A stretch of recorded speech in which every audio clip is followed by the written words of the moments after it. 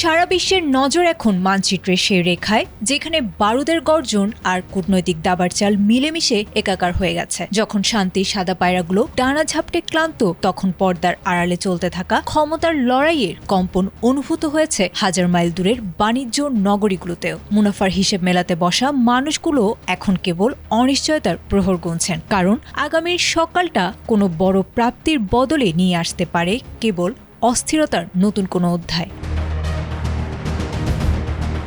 মধ্যপ্রাচ্যের যুদ্ধের উত্তাপ এখন সরাসরি আঘাত হেনেছে এশিয়া প্রশান্ত মহাসাগরীয় অঞ্চলের বিনিয়োগকারীদের হৃদস্পন্দনে। হংকংয়ের হ্যাংসেং থেকে শুরু করে জাপানের নিক্কে কিংবা দক্ষিণ কোরিয়ার কোসপি সবখানেই এখন পতনের দীর্ঘশ্বাস। দিনের শুরুতে চিপ নির্মাতা জায়ান্ট স্যামসাংয়ের রেকর্ড মুনাফার খবরে যে আশার আলো দেখা গিয়েছিল, এলজি এনার্জির বিশাল লোকসানের খবরে তা নিমিষেই মিলিয়ে গেছে। বিনিয়োগকারীদের সেই মুহূর্তের উচ্ছ্বাস এখন রূপ নিয়েছে তীব্র বিক্রির চাপে।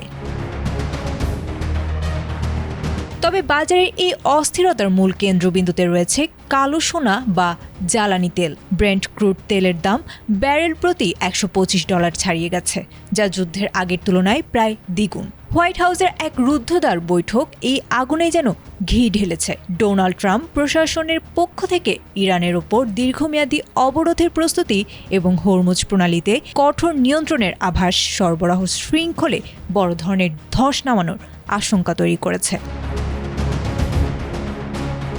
বিশ্বের 5 ভাগের 1 ভাগ তেল ও গ্যাস যে পথ দিয়ে পরিবাহিত হয়, সেই পথ এখন কার্যত স্থবির হওয়ার পথে। যুক্তরাষ্ট্র ও ইরানের পাল্টাপাল্টি হুঁশিয়ারিতে বিনিয়োগকারীদের কূটনৈতিক সমাধানের স্বপ্ন যেন ফিকে হয়ে এসেছে। তেলের দাম টানা 9ম দিনের মতো বেড়ে চলায় কেবল জ্বালানি খাত নয়, বরং পুরো বিশ্ব অর্থনীতি এখন এক চরম অনিশ্চয়তার মুখে দাঁড়িয়ে।